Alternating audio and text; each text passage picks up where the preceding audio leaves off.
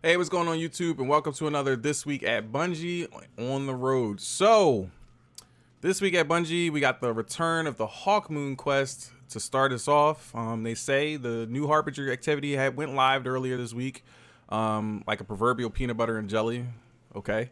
You can now finish this activity and earn a catalyst as well as random rolls for the gun. So make sure you guys hop into the game, get that done. I got a guide coming for that later this week, I'm gonna say, maybe tomorrow. So let's dive into the rest of the TWAB here. And I've seen a couple of good things, so let's see. So first up on the docket, we have things that are sticking around, and it looks like they're going to be talking about the FOMO activities and such. So let's look at that. So they say, as we have mentioned in the past, we're moving to make seasonal content stick around longer to reduce the amount of FOMO, otherwise known as fear of missing out, of course. Our goal is to help players experience narrative beats and activities, even if they're starting later after the season has ended. Here's a look at what's sticking around for Season of the Hunt until the end of Year 4. So this is everything that's going to stay from this season all the way until the end of the year. The story missions will be able to be launched from the node in a directory. The Wrathborn hunts will stay. The Adored quest will continue to be available. The Crow's Fender screen on the Tangled Shore. The Hawkmoon exotic quest and the Master activity. The Seasonal Seal and the Warden title. And then the Seasonal Seal must be earned, well, just a note, the Seasonal Seal must be earned by the deadline on the Bungie rewards page. Due to an issue blocking the Triumph, we will be adjusting this deadline. All right, so that's just a note for that. And then here are a few things that will not be staying at the end of the season. The Crow's bounties will disappear. The message from the field, the seasonal artifact, and the seasonal pass all will not be staying, obviously. All right. They say shifting to keep more of this content around after the season ended has created more weirdness for Season of the Hunt, which was initially designed assuming the old model. This is why the Crow was still hanging around in the Spider's lair right after being unceremoniously kicked out earlier in the season. You may see other abnormalities involving Crow in Season 13, as he'll be moving to a new destination while also remaining on the Tangled Shore to end Season of the Hunt's content tied to his inventory. So Season of 13 should avoid all these rough edges, and they're saying that all the way out to to the end of the year. So looks like we're gonna have a decent chunk of activities stay around and to prolong things. I'm glad that the Hawkmoon exotic quest is staying around as well as the activity, so that you can constantly grind for that. It would have been a shame if they would have left that in. So smart play there, Bungie. The Wrathborn hunts and everything else, as well as with the Adored ritual item. Good show there. No mention of like armor sets and stuff like that, or anything about the armor or mods or weapons or stuff like that either. So, I mean, obviously, whatever's tied to those things will stay around. So again, the Wrathborn hunts, the lore. They say that his bounties are going away. So I'm curious to know, like, are we still able to find his weapons or anything like that? Or if not, is the lore completely going away? And will we just not pay that any mind and just move on to season 13? Next, we got some pretty decent news here. Apparently, Umbral engrams are making a return. So Season of the Arrival has introduced a new feature called Umbral engrams, which allow Guardians to focus rewards to the type of weapons and armor rolls they most desire, which was actually a little bit of a step up from the menagerie, but not quite. But it was decent, and it was more of a desired, straightforward, this is what I want kind of deal. So I'm glad that they brought them back. I'm glad that it had such an impact. All right, while the new seasonal activity will always provide the fastest path to earning rewards, we want to ensure that regardless of how you spend your time in Destiny, Umbral engrams allow you to chase new rewards. Similar to Season of the Arrivals, Umbral engrams will drop completing a variety of content. We have pared back the number of activities they will drop from, so you can focus on the following activities if you are looking to farm some Umbral engrams: the Patrol, Strikes, Crucible Gambit, the Ordeal, Public Events, Blindwell, Nightmare Hunts, Exo Challenges, Empire Hunts, and new seasonal activities. Thank you for reusing content that we currently already have. This was a problem going from year 1 to year 3, and even leading into year 4. even though they removed everything and put things into the DCV, it still was an issue about, hey, I mean, I know a lot of people probably are griping like, I don't want to continuously do older content, but these are the things that we have in the game and they should be utilized in ways that benefit us. And this seems like it's going to benefit us. All right, they do make note here, Umbral engrams also have a chance to drop from defeating enemies anywhere in the game. So even if you're not grinding a list of activities and playlists, you still will be earning some Umbral engrams. You may also notice fewer Umbral engrams sitting in your inventory than before. While it was fun to watch Umbral engrams rain down from everywhere, which was annoying as all hell, all right, the drop rates were higher than expected, and so they are rebalancing the drop rate so that is not as high. Then next up, we are talking about titles. One of the most satisfying feelings in Destiny is to earn a title for doing something extraordinary or hero-like within the game. All right, so apparently they have made some changes or to improve this, and you know, for all those show-off chasers or, you know, title chasers, I don't know what you guys call yourselves these days, but for all those glory chasers, I'm gonna call it that, here's some new stuff coming in with it. So the Triumph team says, we want to share a change coming to the seals and titles in season 13. All right, we've been shipping a flawless and conqueror title each of the last 3 seasons. We like the idea of re-engaging with titles seasons over seasons, but we don't like the challenge and time commitment of doing the entire thing every season. So it's time to make a change. As always, we start with the goals, allow players to show off their engagement with the core ritual seasons over seasons, preserve the value of earning the base title, and decrease the amount of grind required season over season for players that want to earn them all. Okay. Starting with season 13, if a player has completed the seal for one of our core ritual titles, Unbroken, Dredgen, Flawless, Conqueror, players will have a series of additional seasonal objectives to gild that title. But wait, what does gilded mean?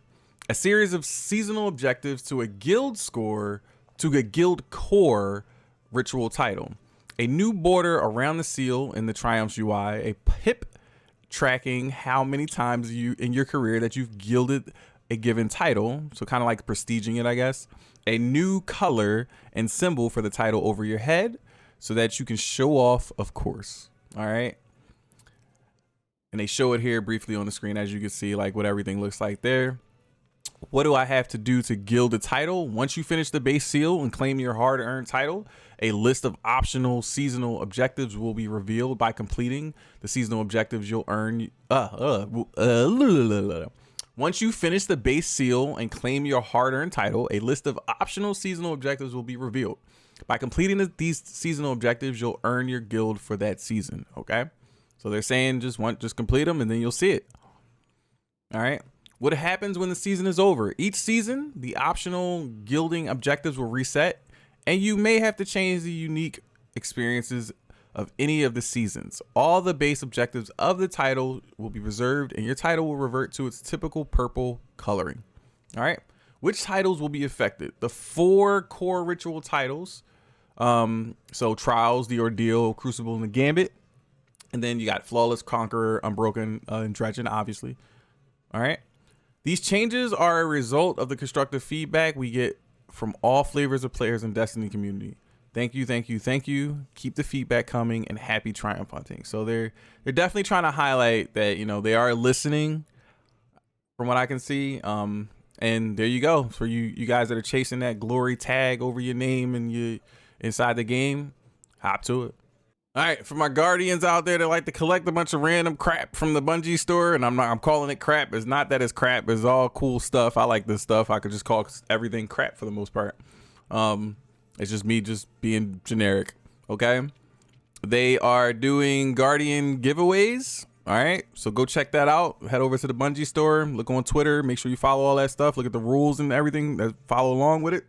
Get yourself something cool. You get that little box over there with the engrams, that water bottle, and that sign thingy in the middle. I kind of want that, but whole bunch of stuff. And is that a face mask? Because that's dope. But yeah, if you like any of that stuff, go check it out. All right, and for the next part, I like the little pun that they did at the beginning. Knowing is half the battle. For my G.I. Joe fans out there from the throwback days, OG, real G's know that. Now, let's throw it over to the esteemed player support team is what they're saying here, and let's look at the report. So we're currently investigating issues surrounding completion of certain triumphs related to Warden title, and will adjust the claim and seal pin purchases in the deadlines accordingly. They also are investigating surrounding the completion of certain triumphs related to the Warden title. And oh wait, they read that twice? Okay, whatever. Dust in the Echoes, they're talking about, you know, getting rid of all the old Halo stuff from halo.bungie.net. So if you want to keep any of those things, I believe you can head over there and pull that information down manually. So I like, if you want to keep that nostalgia stuff, I might even go back and dig out a couple of my OG stuff, and just for nostalgia purposes, and see if I can get my hands on any of that. As far as known issues and things like that, they list that they are highlighting right here. They're saying that they're still investigating where the PlayStation users can't send invites through the companion app or the Bungie.net app. Somebody hit me up on one of the YouTube comments about this the other day. They were also getting the error code about the fire team stuff. The Lightseeker Triumph isn't unlocking after claiming all 5 feathers from the Harbinger mission. Understandable. The Bird of a Feather Triumph is not unlocking when players complete the Harbinger activity, then when all players have the Hawk Moon equipped. The voiceover lines are not playing during the Harbinger activity. The black blight orbs left behind by a high celebrant won't open portals if shot by sidearms. The high celebrant will always show immune damage even when the Wrathborn buff is active. The high celebrant will still take the proper damage if the buff is active. This will be resolved in a future update. And the augment lockout timer occasionally resets during the final encounter against Taniks.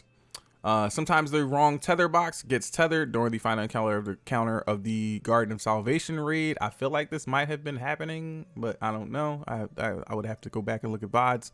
The plates and puzzles in the puzzle room during the Shuro-Chi encounter in the Last Wish raid sometimes won't work if a Titan, Ward of Dawn, or Warlock Well of Radiance touches them. All right.